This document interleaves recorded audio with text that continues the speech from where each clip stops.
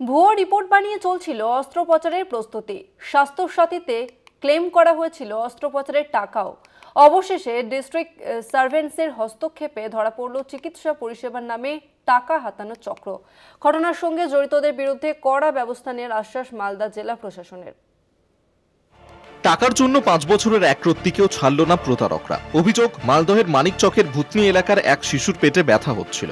অভিভাবকরা স্থানীয় এক হাতুড়ে চিকিৎসকের কাছে নিয়ে গেলে তিনি স্থানীয় একটি সেন্টার থেকে আল্ট্রাসোনোগ্রাফি করাতে বলেন। শিশুর পরিবার ওই সেন্টারের বদলে মালদহ শহরের অন্য একটি নার্সিংহোম থেকে আল্ট্রাসোনোগ্রাফি করান। পরীক্ষার রিপোর্ট ঠিক থাকলেও ওই হাতুড়ে চিকিৎসক তা মানতে চাননি। তিনি ফের ওই সেন্টার থেকেই পরীক্ষা করাতে বলেন। রিপোর্টে অ্যাপেন্ডিক্স ধরা পড়ে। শিশুটিকে কালিয়াচকের এক নার্সিংহোমে ভর্তি করা হয়। স্বাস্থ্যসাথীর কার্ডের মাধ্যমে ভর্তি করাতে গেলে কিছু সমস্যা সামনে আসে।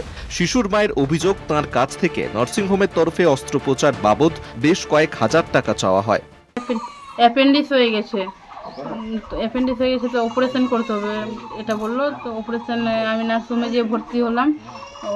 ভর্তি হওয়ার পরে তারপরে সাথী কাছে বললো মানে ভুল আছে না, আমরা তো অত টাকা 90,000 টাকা চেয়েছিল। তো আমি বললাম যে অত টাকা দিতে পারবো না। তো বললো যে তাহলে স্বাস্থ্যসাথী কার্ড নিয়ে ডিএম অফিসে যাও। ওখানে গেছিলাম, তো ডিএম অফিসের রিপোর্টগুলো দেখলো। ও বললো যে রিপোর্টগুলো নর্মাল আছে, তো কিছু নাই। কে বললো? সর্দি কাশি হতেই পারে, বাচ্চা আছে। তো ছোট্ট বাচ্চা মেয়েটির অ্যাপেন্ডিক্স নয়, হয়েছিল ফুসফুসের সংক্রমণ, এমনই জানিয়েছেন অতিরিক্ত জেলা শাসক। পরে খবর পেয়ে নার্সিংহোমে হানা দিয়ে অস্ত্রোপচার আটকায় ডিস্ট্রিক্ট সার্ভেলেন্স টিম। অভিযুক্ত নার্সিংহোম কর্তৃপক্ষের বিরুদ্ধে ব্যবস্থা নেওয়া হবে বলেও জানানো হয়েছে জেলা প্রশাসনের তরফে। তো অ্যাপেন্ডিক্সের অপারেশন করতে হবে বলে স্বাস্থ্যসাথীতে, আবার সেই নার্সিংহোমে যেখান থেকে যার ডায়াগনোসিস সেন্টার থেকে রিপোর্টটা বেরিয়েছিল সেখানেই কিন্তু অ্যাপেন্ডিক্স করার জন্য বলা হয়।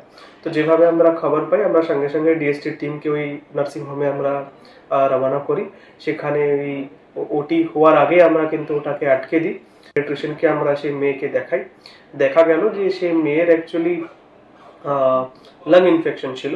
তো সেই লাং ইনফেকশন থাকা সত্ত্বেও কি করে ওনার অ্যাপেন্ডিক্স বেরোলো বা কি করে ওনার অ্যাপেন্ডিক্স অপারেশন এরা স্বাস্থ্যসাথীতে করতে চাইছিল, এটা একটা খুব বড় অ্যাবনর্মালিটি আমরা ধরতে পেরেছি।